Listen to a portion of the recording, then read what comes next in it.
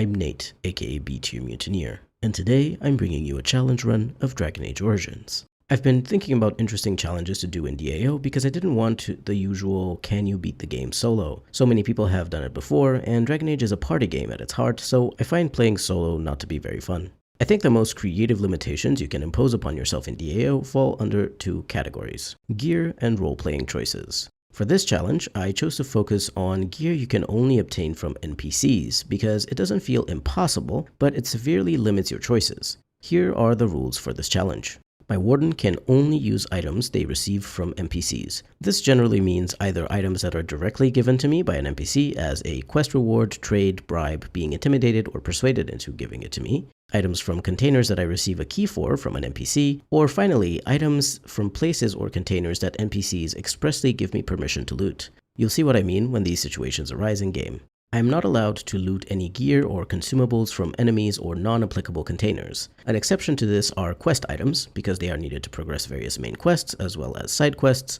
and in a few special cases, companion gifts, because I want to at least be somewhat nice to my companions. Side note, I ended up only getting one gift from Morrigan, Sten's sword, and Alistair's special companion gifts, and I wish I had applied this rule to everyone and been nicer to the other companions too. I am not fully submitting the companions to the Warden's craziness, so that means they get to keep their starting gear. The Warden can't use companion gear, but companions can trade gear amongst themselves, and of course I can also upgrade their gear with appropriate items I receive from NPCs. Do note that I have various mods installed, though I am not actively using all of them. The most important gameplay affecting mods are Quinn's DAO Ultimate Fixpack and Dane's Fixes. These mods fix a lot of bugs and implement a lot of things that weren't properly implemented in the vanilla game, as well as tweak a few things that didn't feel right in the base game. Dane's Fixes is mainly interested in combat and fixing some item stats, but for example it also gives Alistair a Warden's Oath amulet of his own. Quinn's Fixback, on the other hand, changes a lot of quest-related things, including some items given as rewards and such. I also use the No Starting Abilities mod, allowing me to choose all the abilities for my Warden, instead of being assigned some by the game based on my starting origin. And from Dane's Fixes, an important tweak is the follower autoscaling one, which makes companions stop automatically leveling past level 7, giving me more freedom to build them without fully respecializing them. Without further ado, let's start the challenge. I thought about what the best origin for this challenge would be, and the obvious choice is the Circle Mage, simply because mages are overpowered, don't really need gear to be strong, and I could get access to healing magic from the very beginning of the game and not have to struggle with extremely limited healing poultices. But I thought that would be boring, so I chose the second best origin, the Human Noble. I created my slightly sad human warrior named Taryn, gave him warrior and dual weapon talents, and proceeded to delete all the gear he had equipped, as well as everything else in my inventory when the origin started. I don't think I've ever been more glad to have an underwear replacement mod, because it would have been awful to have to stare at those diaper-like panties from the vanilla game in the first half of the origin. I explored the castle, picking up codex entries for XP, and fetched the dog together with Sir Gilmore from the kitchen larder. We're attacked by giant rats. Oh no. I daintily run around, bare-chested, while Sir Gilmore and the dog kill the rats. I proceed through the origin, going to sleep with Dairon, and when we are awoken by strange sounds outside the room, Dairon ends up being killed by Arl House soldiers. I shall avenge you, Dairon. Well, mostly my dog, as right now Taryn is only doing a few points of damage with his fists. We dispatch the house soldiers in the hall, and Eleanor comes out dressed in full light armor asking if we're okay. I'd feel better if she gave me one of those armor sets too. We go back into her bedroom and she tells us to salvage what we can out of our father's trunk. Finally, we get some basic iron weapons out of it,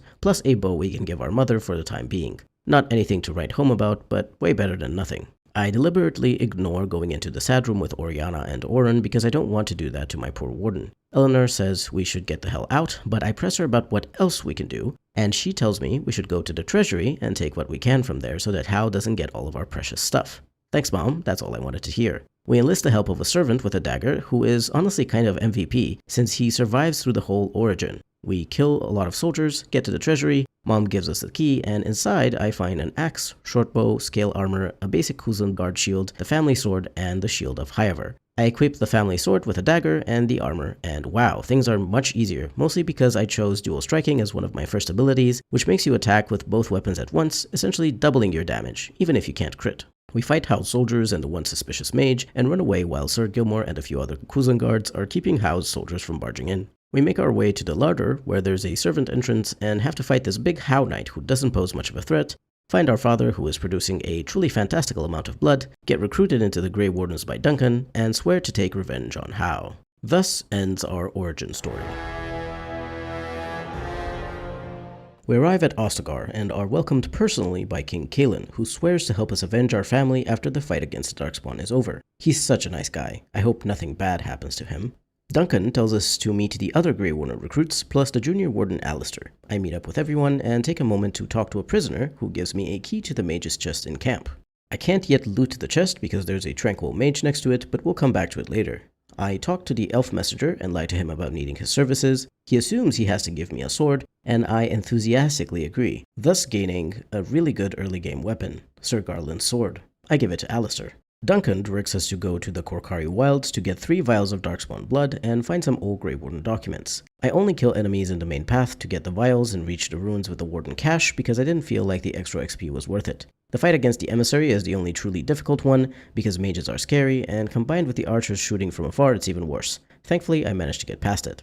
As we reach the ruins, there's a broken chest and we meet Morrigan, get taken to her mother Flemeth, who has been protecting the Warden documents, and return to camp.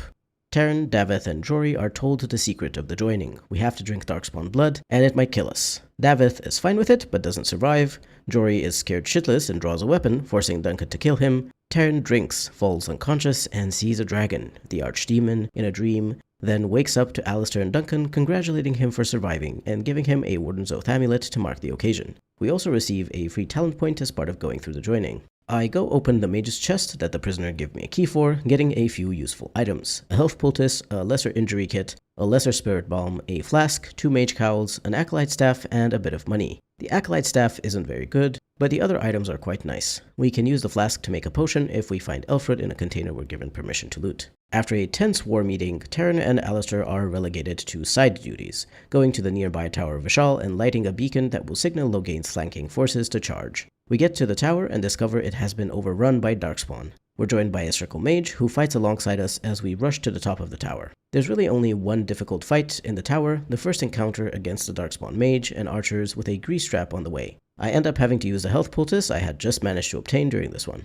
The ogre fight is actually not that hard because I've learned that I can just keep running away from him since he's not fast enough to catch up to whatever character he's targeting. The circle mage also has access to the paralyze spell, which if it succeeds is great against the ogre. We kill the ogre and light the beacon, only for Loghain to retreat when he sees the signal. Our 2 wardens get overwhelmed by Darkspawn in the tower, but then Taryn wakes up naked in Flemeth's hut, with Morrigan explaining that Flemeth saved him and Alistair. We join Alistair and realize that as Grey Wardens we must utilize the treaties we recovered to gain allies and unite Ferelden against the Darkspawn. Morrigan joins our party, pushed by Flemeth to accompany us, and our journey begins.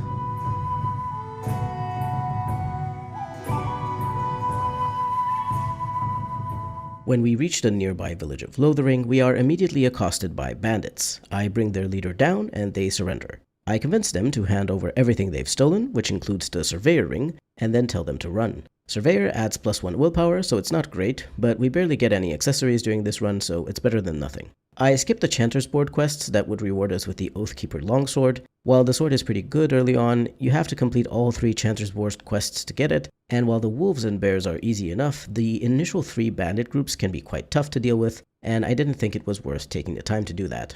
I talked to Sir Bryant in the Chantry, asking for help and receiving a key to a cabinet that contains the ancient elven boots, as well as 4 health poultices and an elf root. I make a lesser health poultice with the flask from earlier and the elf root.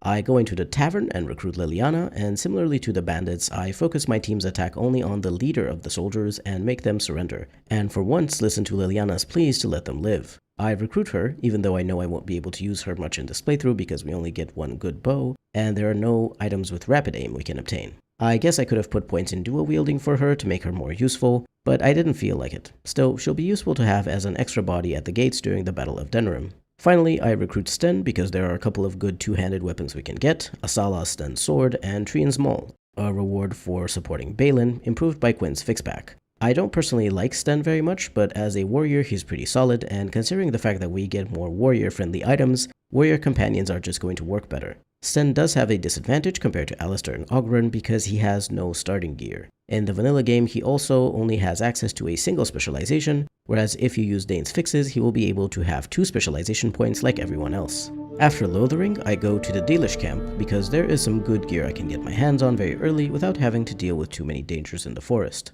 I talk with Zathrian, the Dalish keeper, who tells me about the werewolf curse that is affecting his hunters, as they were ambushed in the forest by evil werewolves. Oh no. I say I'll help him, for sure, but first, where can I get some equipment? I promise I'll totally help after you give me some free stuff. He tells me Master Varathorn has been instructed to put something aside for me, so I talk to Varathorn and he points me towards a chest near his Aravel, which contains a health poultice, a lyrium potion, an elf root, a short bow, and a few elf flight arrows. I also pester him about what kinds of items he crafts, and he tells me about the rare material iron bark, which can be found in the forest. He'd be willing to craft an item for me if I find some, so that's exactly what I do. I come across the higher level werewolves once, but if you beat them up, they retreat. I pick up the iron bark as well as find a missing Dalish hunter named Dagon and steal all his equipment because I can do it through dialogue, so I think it counts as something I got from an NPC. I bring him back to the Dalish camp, give him back his little figurine since I only wanted his boots and axe. Before I speak to Varathorn, I also talk to Kamen and convince the girl he's in love with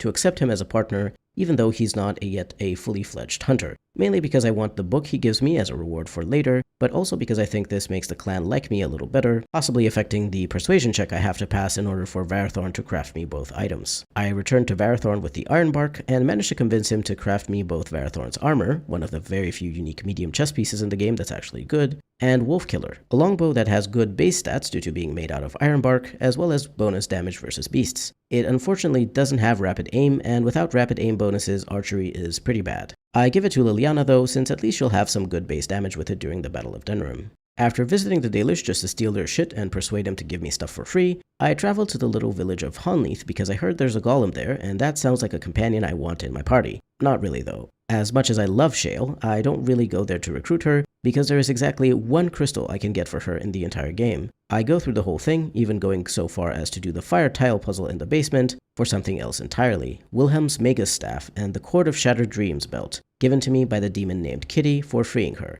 I give them both to Morgan, and they will be used by her for the entire playthrough. We arrive at Redcliffe and mostly ignore what Alistair tells us about being the king's bastard son. We talk to the people there and find out they're being attacked at night by a creepy undead coming from the castle. I'll totally help, but first, do you have any spare equipment? Turns out they don't, because Owen the blacksmith has holed himself up in the smithy and refuses to help the militia because no one has gone to the castle to save his daughter Velena. We go in and promise that we'll save her after we help defend the village, and Owen gets back to work. We also see a suspicious trapdoor in the smithy, which he tells us has some gear he put aside. I ask him very innocently whether the militia could make use of it, to which he replies that it's shittier than what he can do with repairs, and gives me a key to it, telling me to help myself, which I very much do, since this trapdoor has a tier 1 leather armor set, and at this point we don't really have much light armor, so I'll absolutely take it. There's also an axe, a dagger, and a small shield in there, but they truly are shitty compared to the stuff we already have. There would be a ring we could get from Lloyd the bartender if we convince him to fight and keep him alive,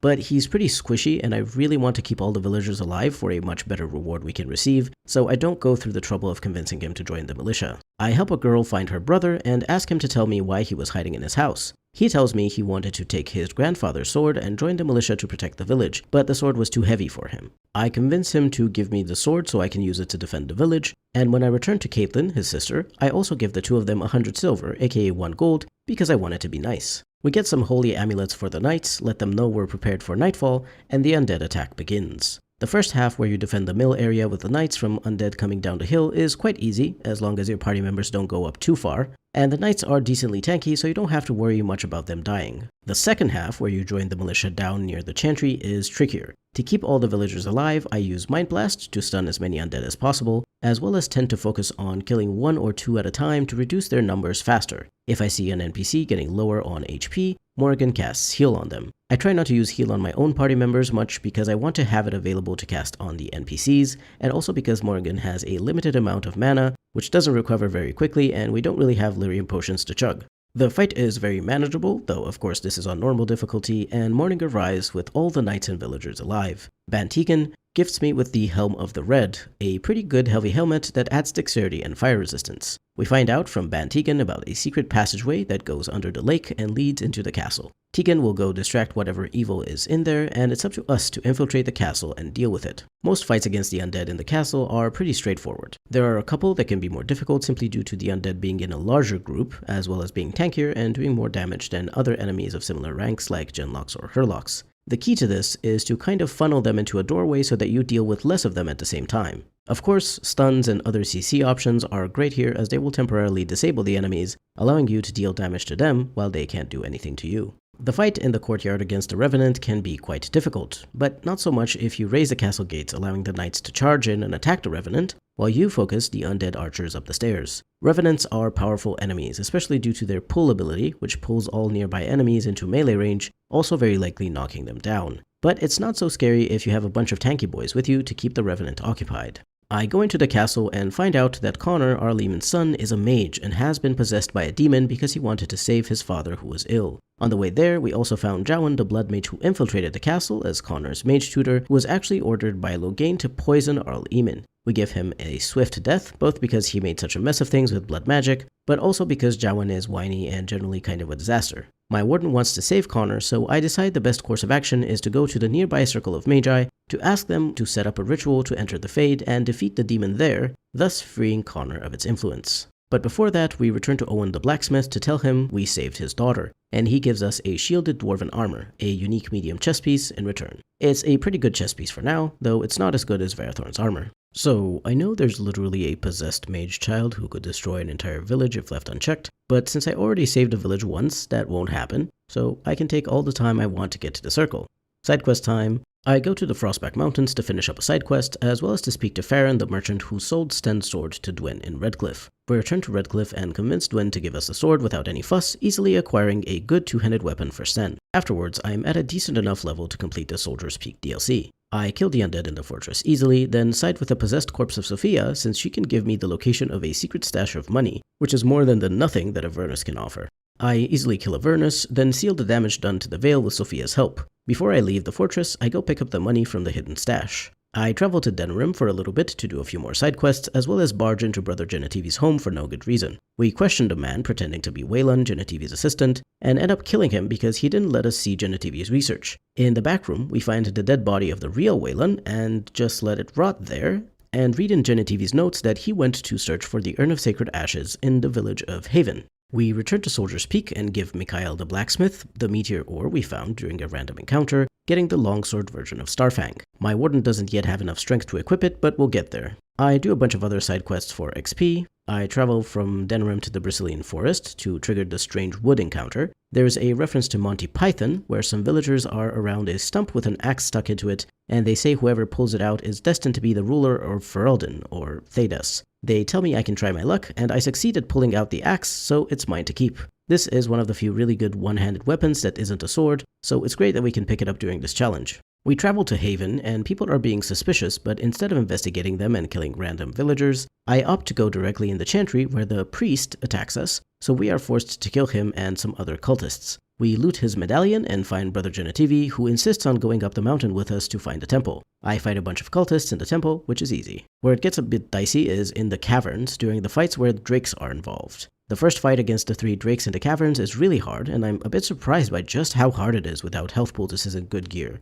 I reload and try again, and this time succeed. The most difficult fight by far is the absolute massacre with the cultist overseer, mini cultists, as well as drakes. I pulled them all up the stairs and barely managed to kill them all. The fight against Colgrim is pretty difficult too, and I end up using a couple of health poultices because I didn't want to have to reload to do it again. We pass the High Dragon on the mountaintop, can't kill him yet, we're too weak. Talk to the Guardian in the Gauntlet, answer some riddles, get the Reflection Amulet from a spirit that takes the form of the Warden's father, and then proceed to nope the fuck out when I have to fight a full Shadow party who is obviously much stronger than my shittily geared team. I do a few more side quests in Denerim while I give Wade the Drake Scales to make the first Drakeskin armor set, making sure to give him 10 sovereigns so that he can make the superior version of both the Drakeskin and later Dragon Scale armor. I get the first Drakeskin set and immediately give him the second set of scales while I go do more side quests. Next stop, the Circle of Magi. Unfortunately, there isn't any gear we can get from NPCs during this quest, so I breezed through the whole tower. I killed Wynn because I didn't have any good gear for a second mage, and also because I don't really like her.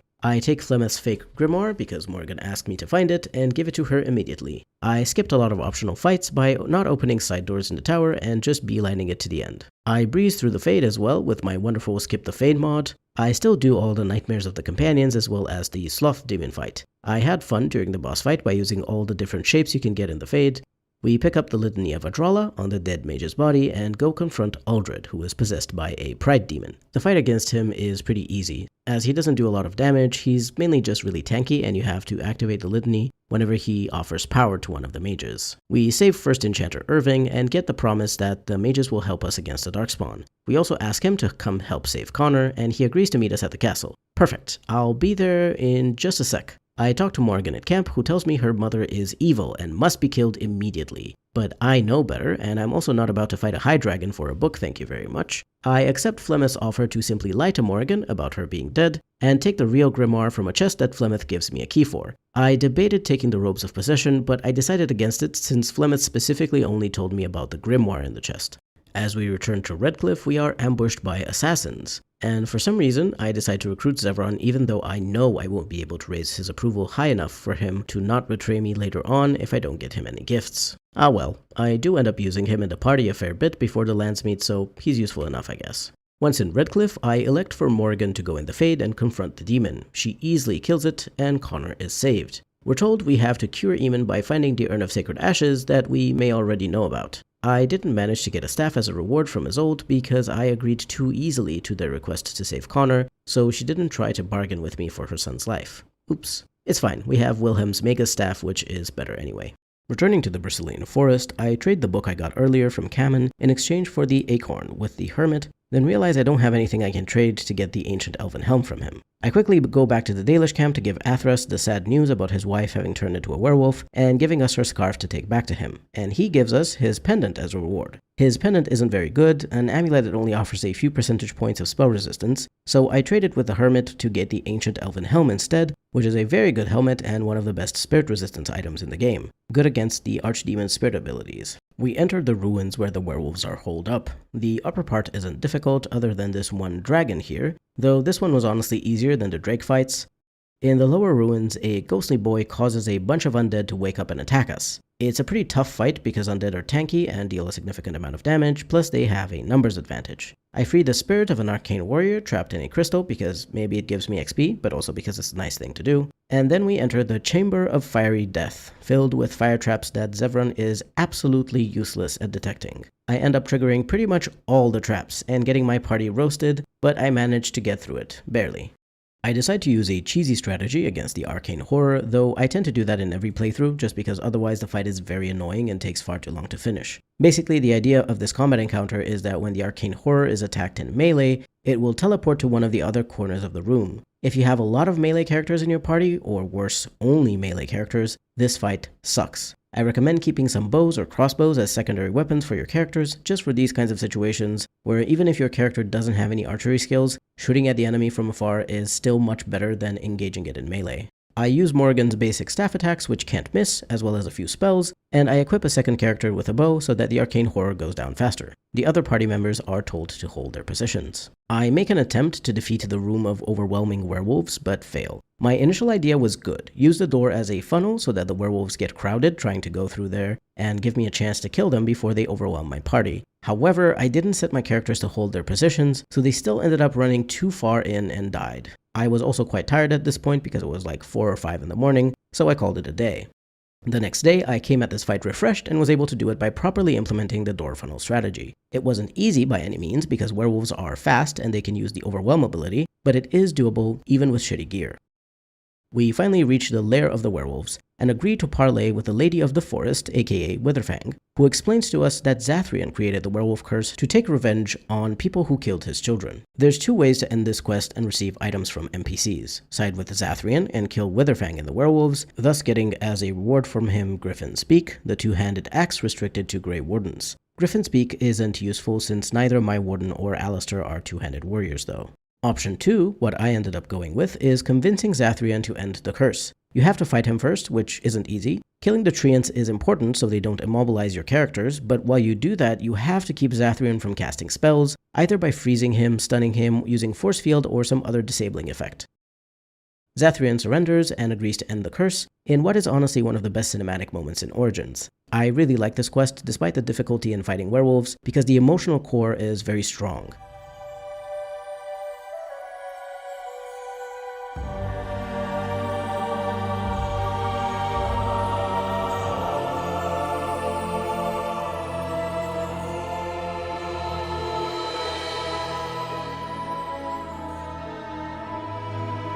The werewolves are cured and turn back into their human selves. We ask Swiftrunner for a reward, and he gives us a shield he found in the ruins, Swiftrunner's shield. It's a great shield to use until we can get the Redcliffe Elite shield from Arl Eamon and Duncan's shield from the Grey Warden Vault in Denerim. We return to Lanaya, who felt Zathrian's spirit departing and has now become the new keeper of the clan, and she says the Dalish will honor their promise to the Grey Wardens and help us fight the Darkspawn.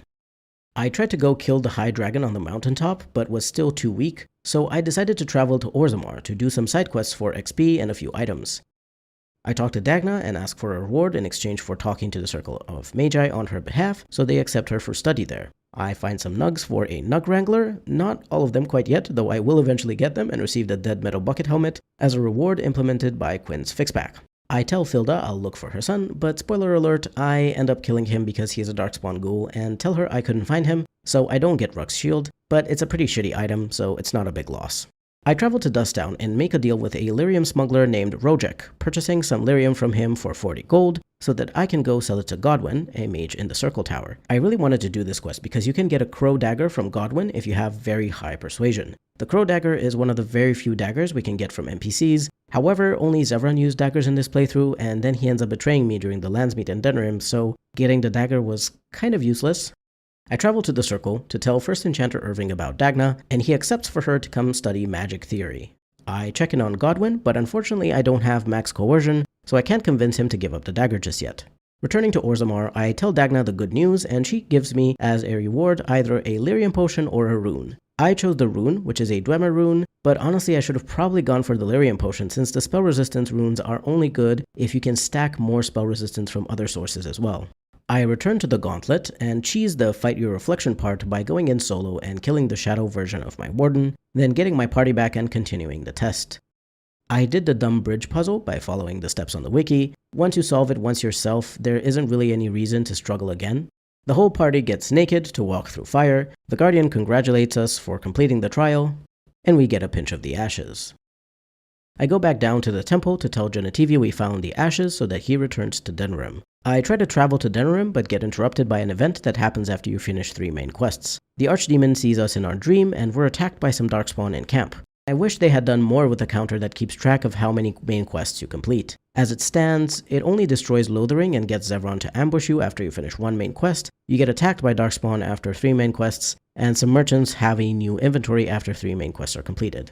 In Denerim, Genetivi gives me a Dwemer rune as thanks for saving him and finding the ashes. I speak to Cesar in the market to gain access to the Trial of Crows questline, and a messenger finds me afterwards with Master Ignatio's invitation to meet him at the tavern. This questline grants some items as rewards: the coarse-cut gauntlets, the precision-geared recurve crossbow, and the Red Jenny Seeker's gloves. I didn't really use these, but I wanted to have access to these extra items in case I needed them, and get the XP and money, which are properly implemented by Quinn's Fixpack, as well as get the support of a nobleman for killing the people who had kidnapped his son later on during the Landsmeet. The only fight that was difficult as part of this quest is the one against the kidnappers. Thankfully, there are some disguised crows there as well, so you can stay back and let them tank most of the damage, while you use spells from afar, and then once the herd is thinned out a bit, you can also go in with your melee characters. I finally remember I can cure Eamon with the ashes, so I travel to Denerim and revive Arl Eamon, who, upon recovering, gives me a Redcliffe Elite Shield. This is one of the best 2 shields that you can get during this run, and a very strong shield in general. I equip Alistair with it. I travel from the Dalish Camp to the Bristolian Forest on the world map to get an encounter with a Dalish hunter who wants to find and kill the people who used to be werewolves because they killed her husband. I convince her not to go after them because revenge doesn't solve grief, and she gives me her husband's ring. Very sad, but good for us because Silverleaf is one of the few rings we get, and the +1 cunning helps rogues. I equip it on Zevran for now. Back in Orzammar, in order to gain Prince Balin's trust, we need to convince some nobles to vote for him by showing them documents that suggest Harrowmont was selling a property to 2 different nobles at the same time. One of the nobles is easy to get to as he's drinking at the tavern, but the other is on an expedition in the Idukan Tig in the Deep Roads. I kill a bunch of enemies to get to him, then help him fight off a large group of Deep Stalkers. He thanks me for coming in at the right time, and once he sees the document, he says he'll vote for Balin. I explore a bit more of the Tig to kill extra enemies for XP. We can finally talk to Balin in his palace now, as well as kill Ambassador Gainley as part of the Trial of Crows questline. Balin tells us we need to get rid of Jarvia, the head of the Carta, aka Dwarven Mafia. I take a little break to kill Ambassador Gainley and return to Denerim to get my reward and kill the kidnappers, finishing the Trial of Crows. Since I leveled up in the meantime and now have maximum coercion, I also stopped by the Circle Tower to convince Godwyn to give me a lot of money, as well as the Crow Dagger in exchange for the smuggled lyrium, and blackmail him for some extra gold just because I can. I return to Rogic in Dusttown and get some money back from him as well for successfully delivering the lyrium. The card-up portion of the game is easy. The only challenging fight is the one against Jarvia, mainly due to the traps in the room that do a lot of damage and can knock down your party members. My first attempt went poorly due to the traps, so I restarted, and the second time was much better as I mostly avoided the traps or disarmed them.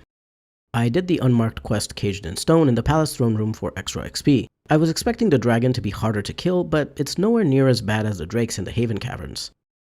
I tell Balin I cleared out Jarvia and her Carta, but apparently this still isn't enough to sway the king vote in his favor, and he needs us to go deep in the deep roads to look for Branka, a genius smith who took her whole house on an expedition to search for the legendary Anvil of the Void, which can create powerful golems. At the deep roads entrance, we find Oghren, Branka's ex-husband, left behind by her and who has in the meantime become a belligerent drunk. But he's a good warrior, and beggars can't be choosers. If we took family murderer Sten, then walking sexual harassment Oghren is not even that bad in comparison. He comes equipped with a decent weapon and a full armor set, as well as a belt accessory. I put all the points I have from the no auto-scaling past level 7 tweak into weapon and shield talents on Oghren. If you don't have access to good gear, two-handed warriors are much weaker than weapon and shield or dual-wielding ones.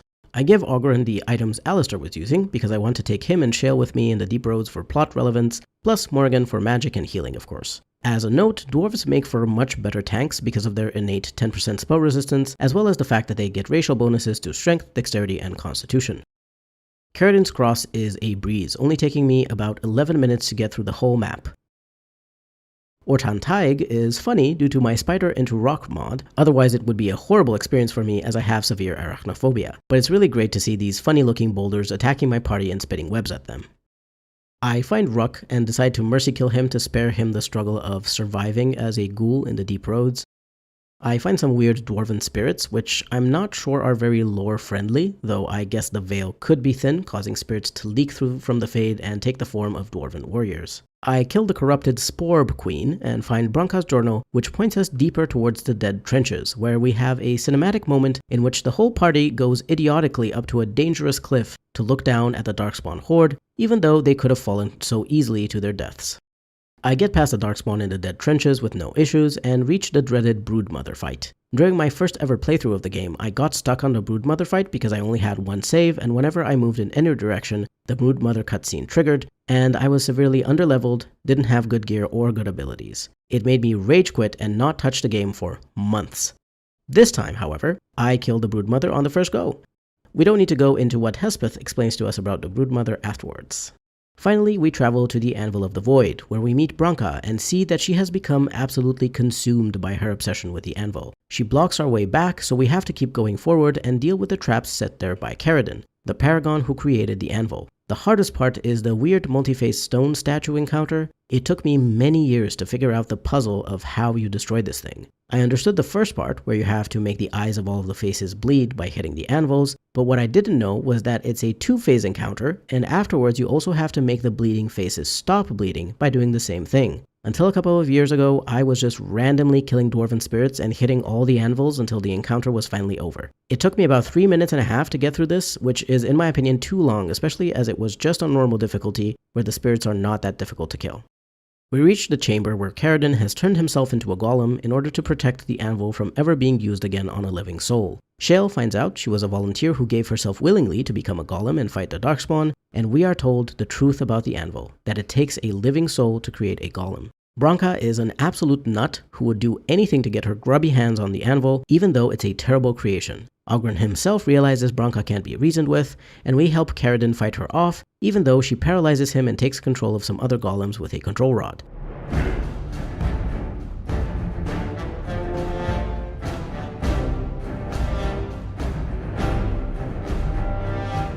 Caridin thanks us for the help, granting us a lightning rune as a reward if we ask him for one, and forges a crown for the king of Orzammar. We destroy the anvil for him, as he can't do it himself, and he throws himself in the lava, no longer needing to guard his cursed creation. We find some carvings with names of all the people who volunteered to become golems and take a tracing of it to take to the Shapered for a reward.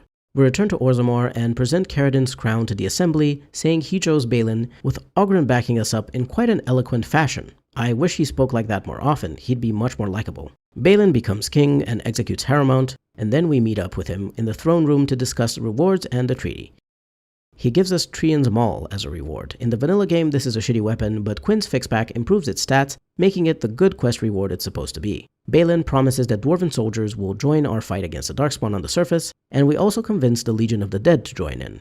We recruit Oghren into our party because he's a good warrior too, and not just because he has all that gear Alistair was wearing. I go to the Shaperate to show them the tracing of the Golem volunteers, and I receive a small flawless spirit crystal as a reward, the only crystal you can get for Shale in this entire challenge. At least it's of the same element as the starting large crystal Shale uses, so it offers a set bonus of plus 10% spirit resistance. Now that we have all our allies, we call for a Landsmeet against Loghain and travel to Denerim. Before that, I took most of Zevron's gear off so that when he betrays me he'll be easier to kill, but I did forget to remove the Silverleaf ring. Thankfully, it was on his dead body after I killed him. In future challenges, I will allow at the very least the special gifts for companions, the ones that you get unique responses to, since it's otherwise very difficult to get your companion's approval high enough. I was also romancing Morrigan throughout this playthrough because I wanted her to give me the ring that has +2 to willpower, but I couldn't get her approval high enough for that either. We go through the Arl of Denerim's estate aggressively as all those people are working for Howe, the traitor who killed my warden's family. I save various people from the dungeons, notably Riordan, the Orlesian Grey Warden, a nobleman's son who was being tortured, and the Templar Ermenric who was captured by Loghain's people while hunting Jowan, the blood mage who was sent by Loghain to poison Arl Eamon. Ermenric gives us his ring to take to his sister, the noblewoman Alfstana. I find Howe in the dungeon and kill him with ease. He gets a final little cutscene in as he dies, which is more than he deserved, even though he says otherwise. We save Honora, who was magically locked in a room, and as we leave, Sir Cothrian and her soldiers confront us. I try to kill her a bunch of times, but her archers are just too strong, so I end up surrendering. My warden and Alistair are taken to the prison at Fort Drakon. I love the captured quest, but there aren't any items we can get from NPCs while doing it, so just know that I took the non-aggressive route and simply pretended to be a guard together with Alistair and walked right out of the fort. Returning to Arl Eamon's estate, we talk to Riordan, who gives us the location of the Grey Warden vault in Denerim and tells us we can take our pick of whatever equipment remains, thus giving us permission to loot the entire vault. I take a little trip to the tavern, where the nobleman whose tortured son I saved promises his support in the Landsmeet. I also get Alfstana's support when I present her brother's ring, as well as the Spirit Ward amulet as a reward. We go loot the secret Grey Warden vault. There are unfortunately some basic Grey Warden helmets and swords which don't have any special bonuses. However, we do find Duncan's shield, a gift for Alistair which turns into a wearable shield with great stats. We also find 2 weapons with bonuses, Axe of the Grey and High Constable's Mace, and a helmet with stats, Griffin's Helm, plus a Journeyman Hail rune and a Master Hail rune in some chests. I would have loved to find some damaging runes instead, in particular Silverite runes would have been great, as well as being fitting to find in a Grey Warden vault. I equip Alistair with the High Constable's Mace and Duncan's shield, while Oghren gets Axe of the Grey and the Redcliffe Elite shield. I go to camp to add the extra runes I found to weapons, equip the Elf Flight arrows from the Dalish equipment chest on Liliana for her to have during the Battle of Denerim. Sten gets Trian's Maul and the Dead Metal Bucket helmet. I forgot to get a duty helmet by asking the dog to fetch me an item in the Deep Roads. Oh well. I finally travel back to the mountaintop to try to kill the High Dragon again. It's a long and grueling fight during which I use my last remaining health poultice, but my Warden and Morrigan prevail in the end. I pick up the dragon scales from it, sadly looking at all the other loot I'm leaving behind, and take the dragon scales to Denerim for weight to make the superior heavy dragon scale armor. I equip the dragon scale armor on my Warden, and give Alistair Wade's superior drakeskin set.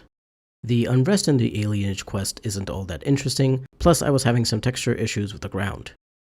The hardest encounter is the fight against Caladrius, the Tevinter Blood Mage. I eventually manage to kill him by casting Force Field on him to stop him from casting spells, while I get rid of most of his lackeys. After the Force Field wears off, I do my best to keep Caladrius disabled by freezing him or disrupting his spellcasting. He finally goes down, not before sacrificing one of his lackeys for power. I kill him despite his attempts to bargain his way out and free the elves. We travel to the Landsmeet only to be met with Sir Cothrian again. I didn't take Morrigan with me for role-playing reasons, as I don't think Ferelden nobility and chantry people would be too happy to see an apostate mage at such an important meeting. I do manage to kill Cothrian with my melee-only party, though it's hard. I duel Loghain myself and eke out a win, then tell Alistair to execute him because my Warden wants to marry Honora for political reasons. I put Honora on the throne, with my Warden as her prince consort. Finally, with the Ferelden power situation resolved, we can focus on the real threat, the Archdemon and the Darkspawn Horde. Before that though, I did do Shield's personal quest because I felt bad to not do it after promising her we'd go to the old Kadash Taig. I had some more ground texture problems, which I wasn't yet sure how to fix. I fixed them later in time for the Battle of Denerim, but it wasn't challenging and there also weren't any items to get us rewards since the Taig was overrun by Darkspawn and Deepstalkers. Still, it gave me XP and approval from Shale, and I fulfilled my promise to her. We arrive in Redcliffe to find it overrun by Darkspawn and kill them to get to the castle.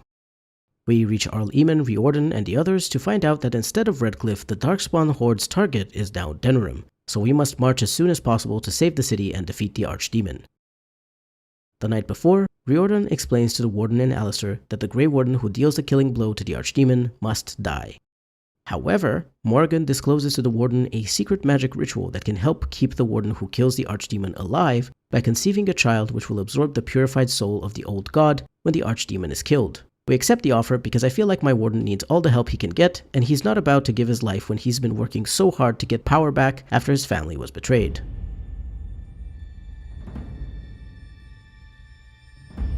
We begin the Battle of Denerim at the city gates, with our Warden solo while all our companions are allies fighting alongside us to secure the area. I'm careful not to stray too far from the others so that my Warden doesn't get killed. I take Morrigan, Alistair, and Oghren with me to fight through the city and reach the Archdemon, while the other companions stay behind protecting the city gates led by Sten. In the alienage, I call upon the Circle Mages for assistance, and they keep casting fireballs, which would be great if they would only cast them on enemies, but they also damage and knock down my party members and damage their fellow mages too, so that's the last time I ever call the mages for help. Back at the city gates, the other party members fight off the Darkspawn trying to get into the city. I don't have any healers in this party, so I mainly try to call back the characters who are low and let the soldiers go forward instead. In the Palace District, I employ the same tactic I discovered at the city gates, and call in Redcliffe soldiers to push forward while my team stays back because otherwise I will 100% die to the Darkspawn. This particular encounter at the stairs is very hard and it takes a couple of attempts, but in essence the idea is to use the soldiers as consumables since we don't have any healing potions, so it's their health bar going down but keeping ours full. I end up getting all the Redcliffe soldiers killed, so then I call in the Dwarven soldiers for support to kill the remaining Darkspawn mages in Genlock Alpha. Finally, we travel towards Fort Drakon. The battle outside the fort is brutal. I use the dwarves and cast Fireball far away, and the fight takes a very long time, but in the end we manage to get past the entrance. Going through the fort itself isn't difficult, just killing various Darkspawn groups without issues. Since the rooms are smaller, the enemies are not as numerous, so they're much easier to deal with than the groups we had to get past outside. We find Sandal surrounded by a bunch of dead Darkspawn, but unfortunately it doesn't help since we can't purchase anything from him or get any extra enchantments. We reach the rooftop of Fort Drakon, and the Archdemon awaits. The Archdemon fight is anticlimactic, as getting here is much harder than actually killing it. I mainly control Morrigan to cast heal and a few damaging spells, while moving her next to various ballistas so she can shoot big ballista bolts at the Archdemon when it's far and can't be targeted by melee attacks. Also due to this Archdemon positioning thing, I call upon the Dalish Elves for help because their archers can shoot the Archdemon even when it's in an inaccessible area, and also they won't damage my party like the Circle Mages did with their fireballs. Oghren ends up stealing the glory, getting a cool kill animation. But then my Warden steals Oghren's glory by dealing the killing blow in a cinematic with a huge unwieldy greatsword. Ferelden is saved and everyone rejoices at the coronation. Our Warden is reunited with his brother Fergus, who very conveniently recovered from injuries he sustained from a Darkspawn attack way back before the Battle of Ostagar, so Fergus is given control of Hiver once again and our Warden becomes Prince Consort to Queen Anora and the game ends. Yay! Now for my thoughts. I finished this challenge in about 23 hours of playtime. There were definitely a few combat encounters that were very difficult even on normal difficulty, so I don't think I could have done some kind of hardcore playthrough of not dying at all. The difficulty I would say wasn't so much related to the gear my characters had, though of course better gear would have made things easier. The real problem was the lack of consumables, healing poultices, and lyrium potions. Even if I just had access to the lowest tier of these consumables, the game would have been much easier. Despite the difficulty of some of these fights, I actually ended up enjoying playing through this challenge a lot because it involved a lot of thinking ahead, researching items and quests, and then putting my plan to the test. There were some moments when I thought that maybe I wouldn't be able to complete the challenge, in particular the Caladrius fight and later on fighting the Darkspawn in the Palace District and at the Fort Drakon entrance. I knew the Archdemon fight wouldn't be hard, so it was really just a matter of whether I could make it there. This is the first challenge playthrough I did, so I certainly learned some things, such as the fact that looting items and managing your equipment and inventory takes up a lot of your time. I've never had such a short playthrough of Origins.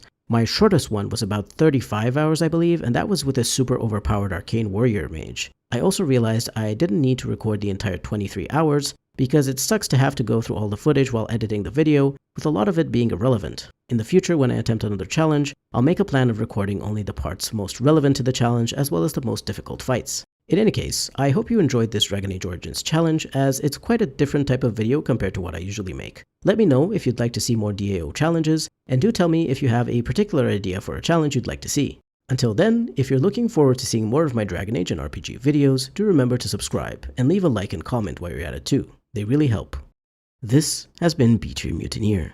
Thank you very much for watching, and I'll see you next time.